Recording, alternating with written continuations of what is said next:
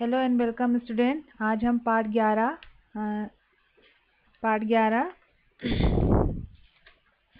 जो देखकर भी नहीं देखते कंटिन्यू करने जा। उसमें से कुछ पोर्शन है, लेखिका के बारे में दिया है, उनके बारे में मैं कुछ बता रही हूँ। जैसे लेखिका के बारे में, हेलन केलर 1880 1968 यानी 1880 में उनका जन्म हुआ और 1968 68 में उनकी मृत्यु हुई ना। 1880 में उनका जन्म हुआ और 1968 में उनकी मृत्यु हुई। कहाँ? अमेरिका में वो जन्मे थे। एक ऐसा नाम है जो घोर अंधकार के बीच भी रोशनी देता रहा।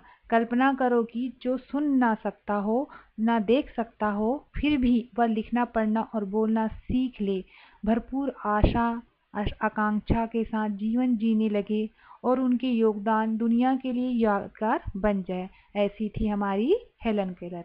जब वे 1.5 वर्ष की थी, बचपन में ही एक गंभीर बीमारी की वजह से उनकी देखने और सुनने की शक्ति जाती रही। मतलब वो ना ही देख पाती थी और ना ही सुन पाती थी, लेकिन उन्होंने हार कभी नहीं मानी। कॉलेज के दिनों में ही प्रकाशित अपनी आत्मकथा स्टोरी ऑफ लाइफ में वे लिखती थी।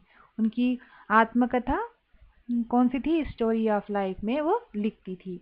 मुझे ये तो याद नहीं है कि ऐसा कैसे हुआ, लेकिन ऐसा लगता है कि रात कभी खत्म क्यों नहीं होती और सुबह क्यों नहीं आती। ये लेखिका हेलन केलर कहती है, क्योंकि जो देख नहीं सकते उनके लिए तो रात दिन एक बराबर है ना। तो वो वही सोचती है कि ये रात कभी खत्म क्यों नहीं होती और सुबह क्यों नहीं आती।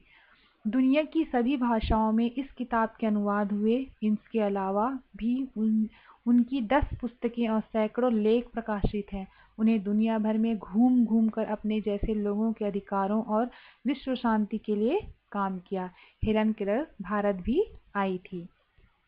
तो याद रखिए, हेलन केलर का जन्म कब हुआ था? 1880 और 1968 में उनकी मृत्यु हुई। ठीक है।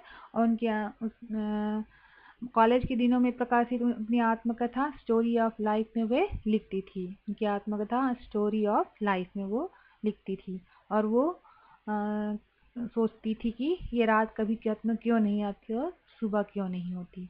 ठीक। आई होप तुम लोग समझ गए होंगे। Okay, thank you.